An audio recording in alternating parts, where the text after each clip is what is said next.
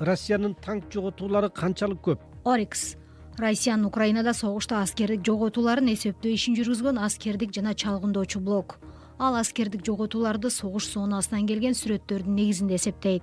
Анын эсебине караганда Россия 460 танкты жана 2000ден ашык ар кандай бронетехникасын жоготту. Украинанын куралдуу күчтөрү өз кезегинде Россияны 680 танкын жоготту деп жатат. Rand Corporation менен ISIS маалыматына караганда, согуш башталар алдында Россиянын басып кирген күчтөрүнүн карамагында 2700 танк болгон. Украина армиясы танкка каршы куралдарды канчалык эффективдүү колдонду? Конфликт башталганда АКШ Украинага танкка каршы колдонулчу Javelin ракетасынан 2000ди берди.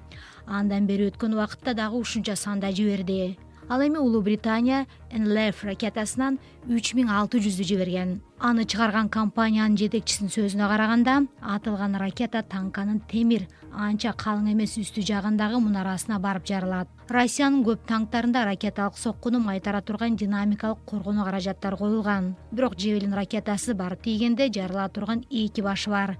Бирөө динамикалык коргонууну кыйратат, экинчиси алдындагы шассини жулуп ыргытат. Британиянын ракеталары дагы так ушундай иштейт.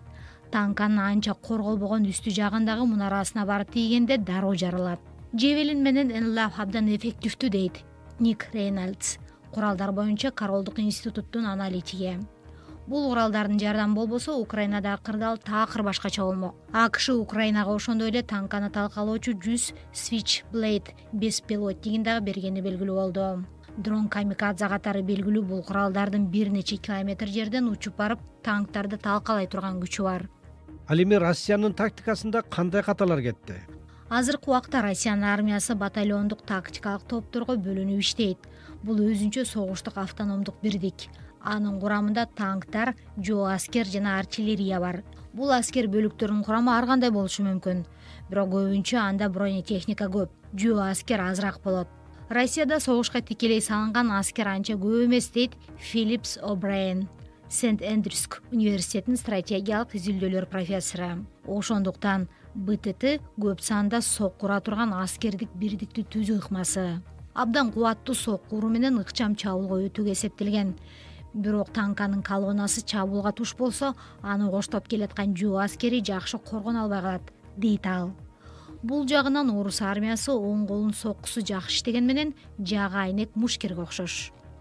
Профессор О'Брайендин айтымында Россиянын аба патрулдарын жоктугунан Украина аскери орустун танкалык колонналарына буктурма жасай турган позицияларды оңой ээлеп алып жатты. Конфликт башталганда асманда Россиянын үстөмдүгү жок эле дейт ал. Ошондуктан алар асманды көзөмөлдөп, Украина армиясынын кандай жылып жатканын биле алган жок. Украина аскери капыстан кол салганга ыңгайлуу позицияларды ээлеп алып, ошон үчүн чоң зыян келтире алды. Россиянын аскердик компетенттүүлүгү канчалык аксады? Орикс маалыматы боюнча Россия жоготкон танктардын жарымы душман тараптан талкаланып, жок кылынып же бузулуп калган жок. Аларды жөн эле таштап качып кетишти. Эксперттер муну логистиканын жакшы болбогондугу жана орус аскеринин согуштун көзүн билбегендиги деп жатышат. Украин фермерлери сүйрөп кетип аткан россиялык танктардын сүрөтүн көрдүңөрбү, дейт профессор О'Брайен. Кээ бир танктарды жөн эле таштап кетишкен, анткени күйүүчү май түгөнүп калган. Бул логистикалык катаалык.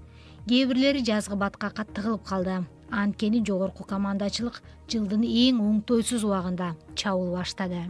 Россиянын кургактагы аскерлери негизинен аскерге жаңы чакырылгандар жана контрактниктер. Ошол себептүү дүйнөлүк параметрлер менен караганда алардын күжүрмөн күчү төмөн, дейт Ник Нойлс. Көптөрү танктарды жакшы айдай алышпай таштап баса беришкен. Кээ бирлери көпүрөдөн кулап кеткен. Башкалары арык аңгектерге тыгылып, гусеницалары жулунуп кеткен. Техниканы колдонуунун көзүн билбей аскерлер көбүнчө танктарды таштап качып кетишкен. Согушканга эрки да жеткен эмес.